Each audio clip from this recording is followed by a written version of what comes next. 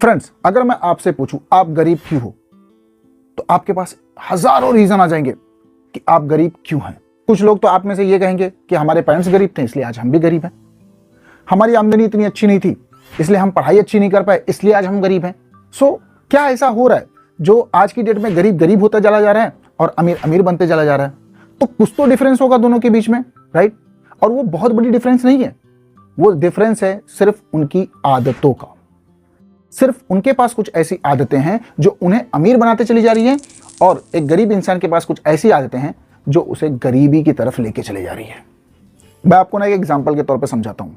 मान के चलो आपको एक नया फोन लेना है। आप क्या करोगे फोन लेने के लिए? आप हर मुमकिन कोशिश करोगे फोन लेने के लिए। आप किसी से क्रेडिट कार्ड उधार मांग लोगे, किसी से ईएमआई के लिए पैसे ले लोगे, सैलरी में से थोड़ा कट कर लोगे, अपने खर्चों को रोक दोगे, बट आप फोन लेके ही रहोगे। आजकल लोग आईफोन के लिए ये कर रहे हैं। उनको पता है वो आईफोन अफोर्ड नहीं कर सकते, बट ईएमआई वाला ऑप्शन है तो ईएमआई पे लोग आसानी से अफोर्ड कर लेते हैं, कुछ ना कुछ जुगाड़ करके फोन ले ही लेते हैं। वहीं पर अगर मैं उनसे कहूं ना एक 5,000 रुपए की एसआईपी चालू कर दो ना, यकीन मानो 1,000 रीजन आप मुझे बताओगे कि आपके पास पैसे ही नहीं बच रहे हैं। तो यही कहानी ना हम सबकी है। इन्वेस्टमेंट करने की बात करो तो पैसे नहीं होते हैं, बट कुछ चीज खरीदनी हो, फोन खरीदनी हो, नई बाइक खरीदनी हो, ठीक है, ब्रांडेड कपड़े खरीदने हो, तो उसके लिए हम पैसे कहीं ना कहीं से तो इंतजाम कर ही लेते हैं। तो फ्रेंड्स, अगर हम अपनी जिंदगी को वेल मेंटेन करने के लिए जो खर्च करते हैं उसके लिए हम कुछ ना कुछ जुगाड़ कर लेते हैं, तो हम इन्वेस्टमेंट के लिए क्यों नहीं कर सकते हैं? अब कुछ लोग ऐसा भी बोलेंगे कि यार हम मेहनत तो बहुत करते हैं लेकिन कामयाब नहीं हो पा रहे हैं, लक काम नहीं कर रही है। तो फ्रेंड्स, क्या आपको लगता है can alone your hard work will make you rich?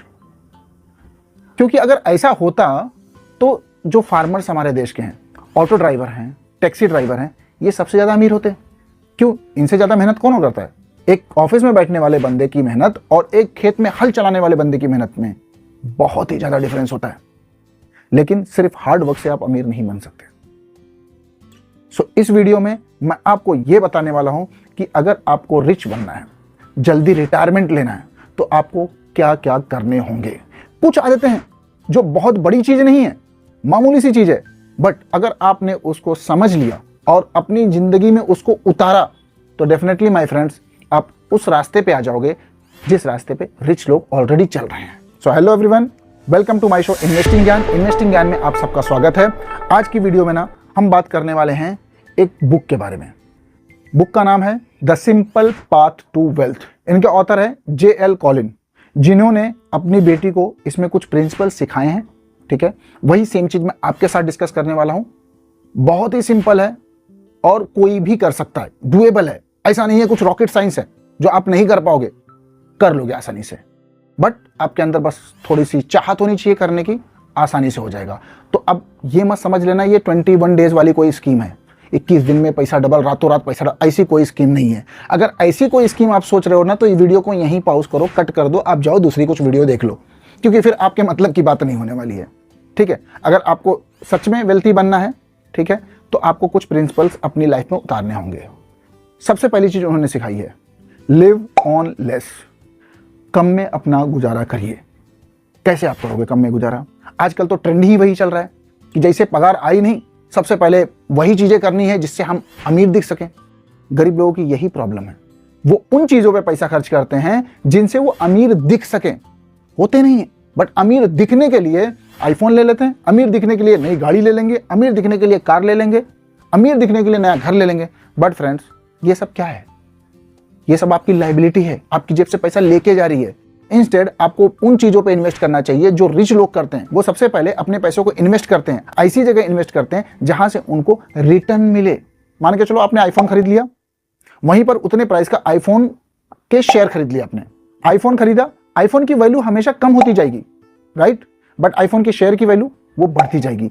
तो सबसे पहले ना वेल्थ बनाइए, सबसे पहले पोर्टफोलियो इनकम बनाइए, सबसे पहले पैसिव इनकम बनाइए अपनी लाइफ में, ताकि आप वेल्थ जनरेट कर सकें। उसके बाद आप स्पेंड करिए। उनकी आदतों में मत जाइए कि बस दिखावे की जिंदगी जीना है। नहीं, दिखने वाले अमीर मत बनिए, एक्चुअल में अमीर बनिए। कभी आपने रतन टाटा को देखा है कि एकदम सोने की गले में चैन वैन पहन के घूमते हुए, और तो मैं ऊँटियां नहीं देखे रहोगे। बट वो अभी अभी जो रिच बने हैं ना, कोई खेत बेच के बना है, ठीक है, किसी की लॉटरी लग गई है, उनके हाथों में ना 5 उंगलियों में 15 अंगूठियां हैं, गले में मोटी मोटी सोने की चैन है। एक्चुअली वो दिखावे के अमीर है, एक्चुअल में अमीर नहीं है। तो वो अमीर मत बनिए। बिल गेट्स को देखा कभी एकदम ऐसे कपड़े पहने हो जो एकदम अमीर जैसे दिखते हो? एकदम सिंपल वो रहते हैं, क्योंकि उनको पता है कि अमीर मतलब ये नहीं होता है कि उन चीजों पे खर्च करना जिससे मैं अमीर दिखूं। वो उन चीजों पे खर्च करते हैं जो उनको अमीर बनाती है। बस यही समझ है, यही फर्क है दोनों में। एक वो होता है जिन चीजों पे आप खर्च करते हो जिससे आप अमीर दिखते हो, और वो लोग हैं उन चीजों पे खर्च करते हैं जो उन्हें अमीर बनाती है। तो आप किस पे खर्च करते हो ना, ये जरूर नोट डाउन करो। अगर मान के चलो आप 10 लाख रुपए महीने का कमाते हो, लेकिन फ्रेंड्स खर्चे भी आपके 10 लाख है ना, तो आप गरीब ही हो। वहीं पर आप 1 लाख रुपए ही कमाते हो लेकिन खर्चे आपके 50,000 हैं, तो आप अमीर हो। तो इसलिए ना, जब आप अपने खर्चों को कम करोगे, उन चीजों पे स्पेंड करना बंद कर दोगे, तो आप उन पैसों को उन चीजों में लगा पाओगे जहां से आपको रिटर्न मिले। आप इन्वेस्ट कर पाओगे। अपने पैसों को ना इन्वेस्ट करिए। सेकेंड चीज उन्होंने अपनी जो बुक में बताई है, अवॉइड डेप्ट लाइक अ प्लेग। एक बीमारी की तरह समझो डेप्ट को और उसे अपनी जीवन से निकालो। आप क्या करो ना, लिस्ट डाउन कर लो जो भी आपके ऊपर डेप्ट चल रही हो, चाहे वो घर का लोन हो, कार का लोन हो, क्रेडिट कार्ड पे कुछ अगर लोन लिया है तो वो हो, और उसमें देखिए सबसे ज्यादा इंटरेस्ट आप किस पे कर रहे हो, और सबसे पहले कोशिश करो उसी को खत्म करने की। क्योंकि एक बार ना आप डेप्ट फ्री भी रहने लगे ना, एटलीस्ट आप फ्रीडम को महसूस कर पाओगे। फाइनेंशियल फ्रीडम का मतलब क्या होता है? यही ना कि हमारे ऊपर कोई बोझ ना हो, हमारी इनकम इतनी आती रहे ताकि हमारे एक्सपेंस, सारे खर्चे वर्चे आराम से पूरे हो जाएं, बराबर। तो हम सब चाहते हैं फाइनेंशियल फ्री होना, बट लोन लेके तो नहीं बन पाओगे। लोन अगर आप इन्वेस्टिंग के लिए ले रहे हो, लोन अगर आप बिजनेस के लिए ले रहे हो, तब तो सही है। अगर लोन आप घर के लिए ले रहे हो, लोन आप बाइक कार खरीदने के लिए ले रहे हो, फिर फ्रेंड्स आप तो वो ट्रैप में ही फंसे हो, जो वही गलती कर रहे हो जो बाकी लोग करते हैं। अमीर दिखने के लिए खर्च कर रहे हैं, अमीर दिखने के लिए लोन ले रहे हैं, राइट। वहीं पर आपको लोन किस लिए लेना है? अमीर बनने के लिए। जब आप अमीर बनने के लिए लोन लोगे ना, तब आप अपने पैसों को इन्वेस्ट करोगे, अपने पैसों को बिजनेस में लगाओगे। थर्ड थिंग जो उन्होंने सिखाया है, invest whatever left in index mutual fund.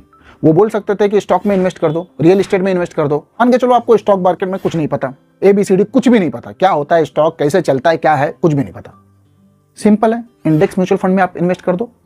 मैं बायो में एक वीडियो दे रहा हूं, जिसको इस वीडियो के बाद आप जरूर देखना। उसमें मैंने ना म्यूचुअल फंड के बारे में डिटेल में समझाया, क्यों इंडेक्स म्यूचुअल फंड लेना चाहिए।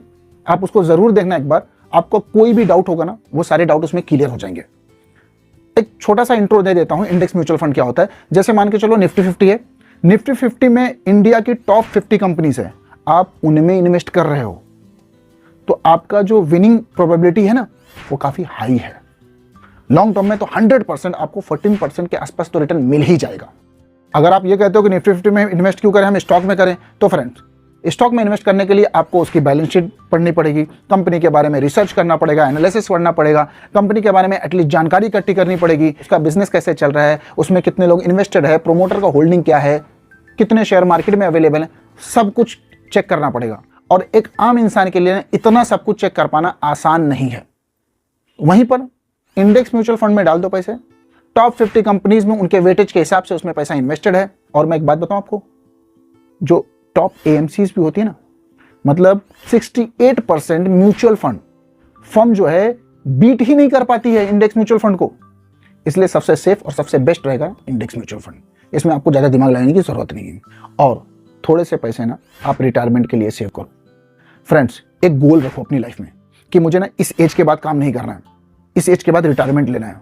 रिटायरमेंट का मतलब ये नहीं होता है काम छोड़ के घर पे बैठ के चिल करना है, नहीं नहीं, ऐसा रिटायरमेंट मत प्लान करो। तो मेरे हिसाब से रिटायरमेंट वो होता है कि मैं वो सब काम कर सकूं जो मैं करना चाहता था। उसमें भले मुझे पैसे कम मिलेंगे, बट वो कर रहा हूं जिससे मुझे खुशी मिलती है। तो चाहे आप NGO खोलो, सोशल वर्क का काम करो, कोई ऐसा काम करो जो आप करना चाहते थे, but due to family pressure, mummy papa ने बोला इंजीनियरिंग कर ले, किसी ने बोला डॉक्टर बन जा, तो हम वो बन गए, हम नहीं कर पाए प्रेशर में आके, बट हम अब वो कर सकते हैं, तो वो काम करिए। Thank you.